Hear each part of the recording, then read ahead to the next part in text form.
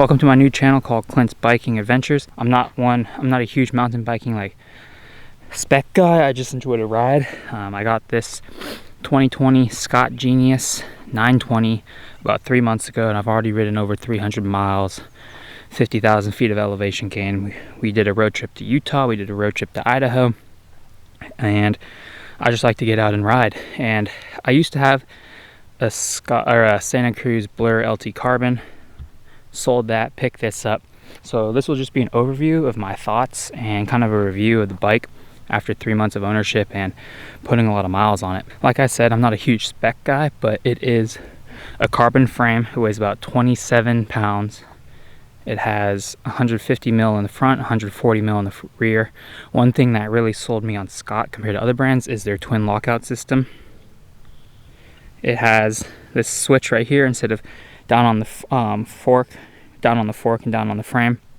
So you click in once, that's traction control mode. Basically it locks up the rear a little bit and locks up the front, and then you have your full lockout, which basically makes it a hardtail. Everything's super stiff, and I love just having it right there instead of having to reach down for it.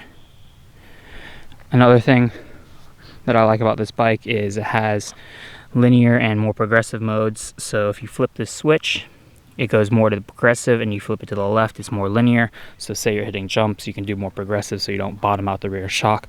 Whereas if you're riding trails and all that, you want it a little more linear. And there's a little red lever that you can adjust your rebound on as well.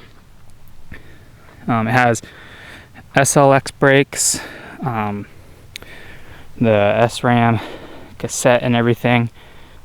So it's got the Eagle. One thing I did upgrade that should be here in due time is I got the Idra i9 hubs and opted for the 30 instead of the 28 because I plan to ride this bike hard. I've been doing a lot of jumps now, and we're just getting faster and better, more seat time, and just like that, I mean, this bike is more than capable. It's considered a trail bike. It is more capable than 90% of us out there. No one's going to be able to fully outride this bike. I'm not even at that stage yet, and I doubt I ever will be.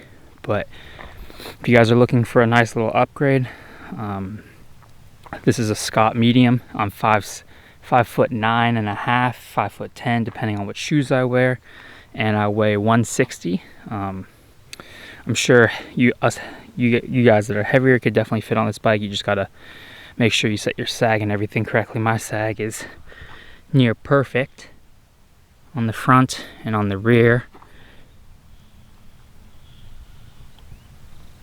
So, yeah, I mean, I love this Scott bike. It has gotten me over tons of obstacles. I did a bike park in Utah. I've done 10-foot drops, 8-foot drops, gap jumps. This thing has fallen.